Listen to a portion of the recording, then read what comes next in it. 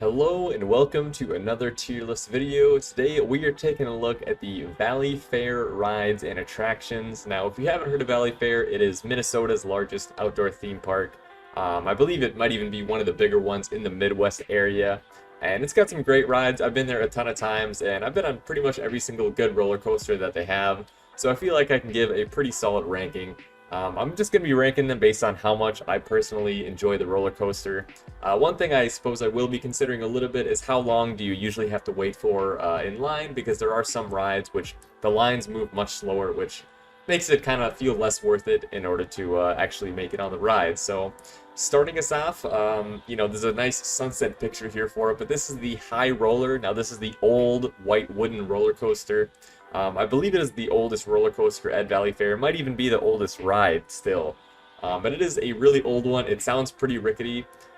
It's really not that fast, but as far as wooden roller coasters go, I think it's pretty good. And considering how old it is, I actually think it's a pretty solid ride. And it is one of the shortest lines you'll wait in for a roller coaster, because not many people go on the High Roller because, well, one, if they're going on a roller coaster, they probably want to go fast. And the High Roller is just not that fast, but it's honestly pretty fun. It's got some good hills, and overall, I would say it's a pretty solid ride. Not spectacular, but short line and good. So it'll find itself in a solid B tier. Up next, we have Excalibur. Now this is the one that is at the very back of the park. And honestly, I would say as far as rides on this list, I'd say it's the most underrated ride, because I've been there many times with different groups of friends, and some people are like, well, I don't want to go on Excalibur. It's not any good. But truthfully, it's usually they just haven't been on Excalibur in many years or at all even. This is actually a really good ride. It's kind of a hybrid. It's half between a wooden roller coaster and half metallic roller coaster. And I'm sure there's a name for it, but I'm not sure. But overall, I think Excalibur is pretty good. Especially the drop at the beginning is actually really fun. It's a pretty short ride. And similar to High Roller, not many people really like to go on it. So I would say Excalibur, it might even actually have a shorter line than High Roller. I think this is partially due to it's at the very back of the park, and so you really have to go out of the way from pretty much everything else if you want to go on it. But I recommend, if you're going to Valleyfair, at least go on this one once. It's a pretty fun ride. I've honestly been on this roller coaster many times where you literally get in line and then you're on the next train right away. Like, you're pretty much not even waiting in line, so definitely a fun one, if you don't want to wait in the line for a while. So Excalibur, actually going to find itself in the A tier for me. Up next, we have the Wild Thing.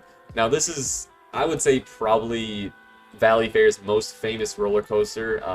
It's the one that they always really show a lot of on all their commercials, and for good reason. It's a really fun roller coaster. It's got big drops, it goes fast, it goes up high. Honestly, really nothing bad to say about this one, except for it usually has one of the longer lines. But even though the line is long, it does move pretty quick. I think they run 3 trains at a time on the Wild Thing. And honestly, it's super fun. It goes really almost all over the park, so you get to see a lot of the park when you're on the ride. But super fun, Wild Thing, one of my favorite rides, and definitely going to find itself up in the S tier. Up next, we have Renegade. Now, this ride, I kind of have mixed feelings about it, because the ride itself, I enjoy it.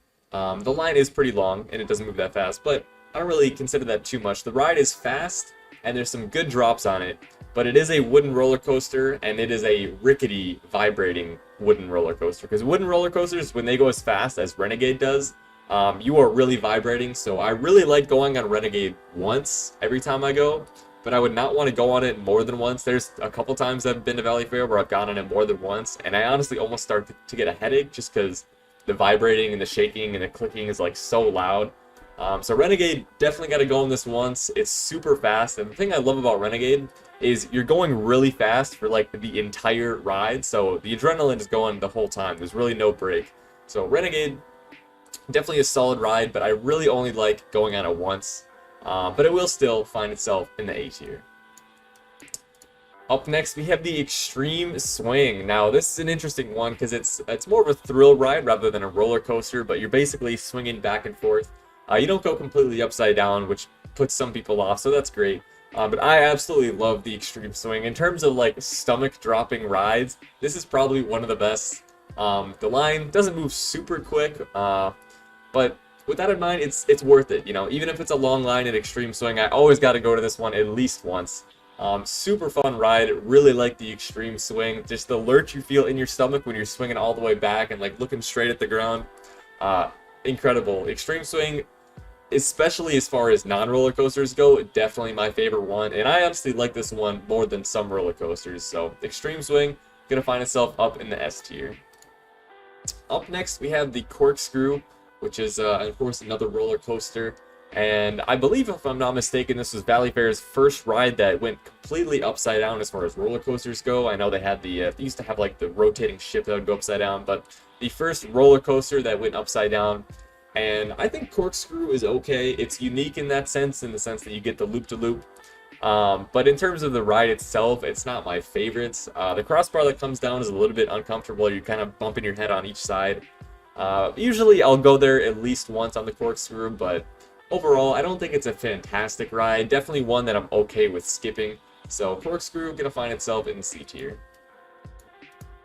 Up next, we have Steel Venom. Now, this ride is honestly my favorite ride on this list for a lot of reasons. It's super fun, and the ride is kind of short, but the entire time, it's just exhilarating. And the line for Steel Venom goes super quick. I've had several times, just like Excalibur, where if the park isn't that busy, you can literally like walk on and off Steel Venom without even waiting in line. Really love this ride. This is the one I usually go on the most if I'm doing repeats of rides. Steel Venom, really nothing bad to say about it. Incredible ride. Absolutely love it. Definitely going to be in the S tier. Up next, we have the Mad Mouse ride. Now this is one, as you can guess, you sit in a little mouse car with like, I think 4 or 6 people. And the line for this one is the longest you will wait in all day, I'm pretty sure. Because the loading process is really slow. The unloading process is slow. There's a lot of cars going, but it just takes a long time for people to get on the ride and off the ride. So it's a really slow line, and it is not worth it. It doesn't go that fast, and it's really jerky. Like, every time it turns, you feel like you're, like, being jerked to the left or to the right. And really, honestly, just not even an enjoyable experience. Mad Mouse gonna find itself down in the F tier. Up next, we have the North Star. Now, honestly, I have not been on this version at Valleyfair, but I have been on this exact ride at other places before. It's basically, you know, there's a giant pole in the middle, you get in a swing, and it just goes in circles, and you're kind of like angled to the side, you know, rotating around the circle. It's okay, but, you know, you gotta really like to just spin in circles. I would say the best thing about rides like these is the view that you get, because in terms of variety, like, there's not much. You're just doing the exact same thing the entire time, just spinning in a circle. So if you like that sensation, I think the ride is decent, but for me, I really only go on rides like these because, you know, sometimes you can get a cool view, but the ride itself doesn't really do a whole lot for me, so it's going to find itself down in the D tier.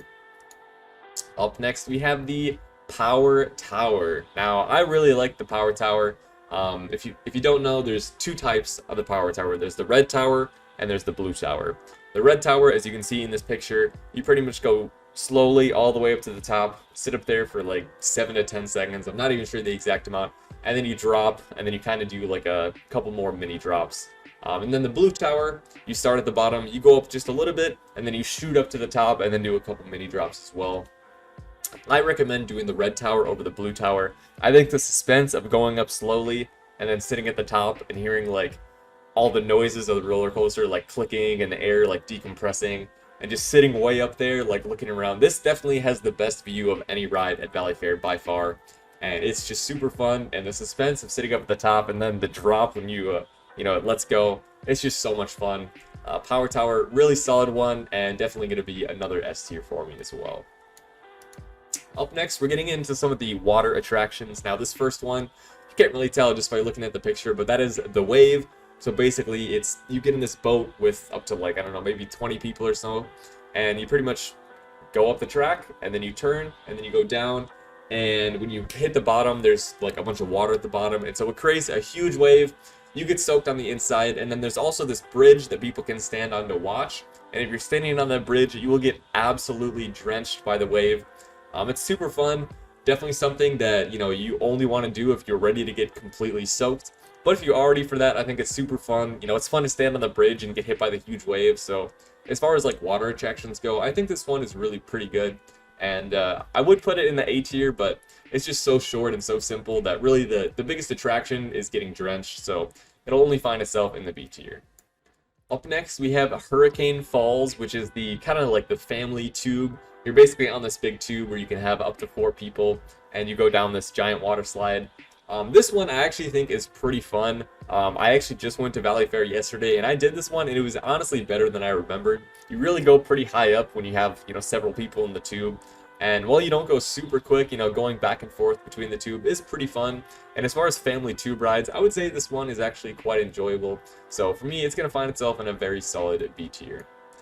Up next, we have the Panic Falls body slides. Now, for these, I believe there's 3 of these kind of twisty and turny water slides, and then 2 that are pretty much just like your typical playground, go down the water slide straight.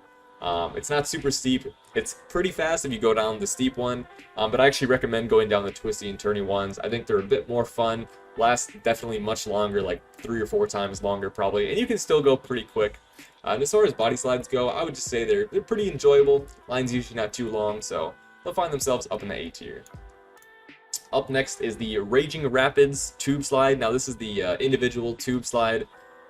As far as tube slides go, I actually think this one is pretty underwhelming. Yesterday when I went, this one is actually closed, which I wasn't too disappointed with because it's honestly not that fun. It's probably one of the most boring tube slides I've been on at a water park, which it's still enjoyable. Usually I'll still do it if it's open, but really not something that you want to repeat that much. You don't go super quick, but overall, it's just going to find itself in the D tier for me.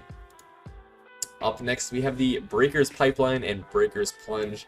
As you can see, I'm gonna kind of rate these together, but on the left side, there's basically this super steep water slide that you go down, and there's no twisting or turning or anything.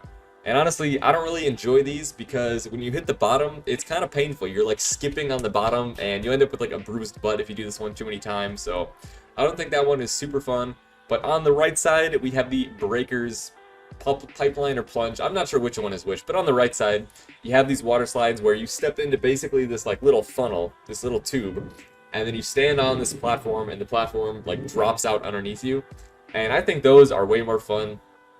As you can see in the picture, 2 of them have like twists and turns, and I think those are just more fun. They last a bit longer, you still go really quick, and honestly, just the intensity of standing in the little funnel before you drop it's kind of crazy. They have a little countdown that goes 3, 2, 1, and then drops.